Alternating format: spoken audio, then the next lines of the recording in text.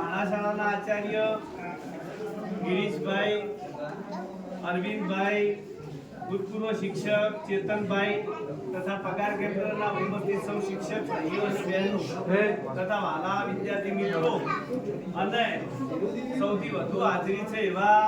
શ્યામાળીપુરાના વાલીજનો, જો મિત્રો હરેશભાઈએ અહીંયા આ શાળામાં લગભગ 2001 થી જોડાયા હતા અને લગભગ એમની બદલી 2026 એટલે 25 વર્ષ આપણે રજત જયંતિ કહેવાય ને કે સિલ્વર જુબલી, એટલે એક સિલ્વર જુબલી એક દાયકો અહીંયા પૂર્ણ કર્યો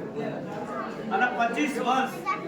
આ શાળા જે 3 માળની શાળા દેખાય છે બિલ્ડિંગ તમને બધાને, તો એ હરેશભાઈ હસમુખભાઈએ ખરેખર એના માટે ખૂબ પોતાનો દિલ રેડી અને ખૂબ પરસેવો પાડ્યો છે ત્યારે આવું બિલ્ડિંગ બન્યું છે. ભલે એમના ફળ અત્યારે બીજા નવા દિલીપભાઈને સાક્ષી, પણ ખરેખર એમની મહેનત બહુ છે અને હરેશભાઈનો સ્વભાવ એક આખા બોલા વ્યક્તિત્વનો, જેઓ મોઢા ઉપર કે અમુકને થોડું એવું લાગે પણ એક સાચા વ્યક્તિ હતા એ. અને જ્યારે પણ શાળાની વાત હોય હરેશભાઈ હંમેશા ગમે પ્રવૃત્તિમાં અગ્રેસર, શાળાના બાળકોને ટેકનિકલ નોલેજ આપવામાં પણ હરેશભાઈ મહત્વની ભૂમિકા ભજવી છે. એમને આ શ્યામાળીપુરા શાળા આજુબાજુ વિસ્તારની દરેક શાળાઓમાં જેમ દૂધમાં સાકર ભળી અને હંમેશા હસમુખા અહીંયા વાલી મિત્રોને જો આ તમે ગામ લોકો છે એટલે એ ઉપરથીના વ્યક્તિત્વનો ખ્યાલ આવે છે કે 25 વર્ષ કે અમુકની વિચાર હોય તો માણસો બોલવા મુશ્કેલ, પણ એવું કામ કર્યું છે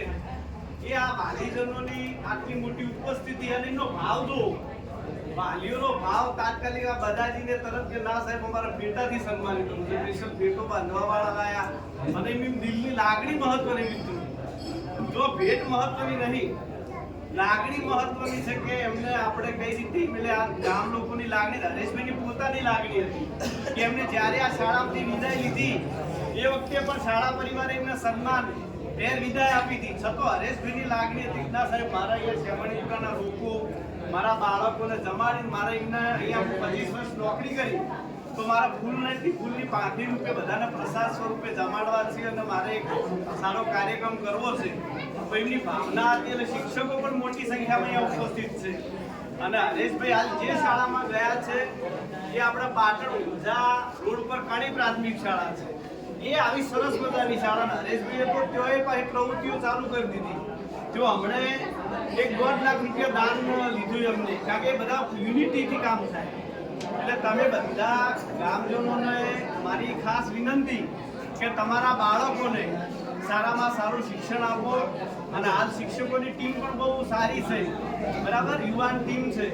તે એમનો લાભ લઈ અને આપણે બાળકોને ભણાવીએ આગળ વધારીએ. હરેશભાઈના ધર્મપત્ની બેન શ્રી ચેતનાબેન પણ ઉપસ્થિત છે, તો ચેતનાબેનનું પણ આ તબક્કે હું સ્વાગત કરું છું. અને હરેશભાઈ જ્યાં જશે એમને કહેવાનો સવાલ જ નથી, એ પોતે એવા માણસ છે કે અહીંયા પ્રગતિ જ કરશે,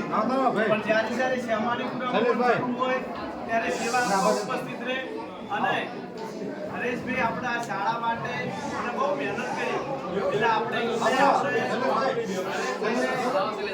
શુભેચ્છાઓ પાઠવીએ છીએ.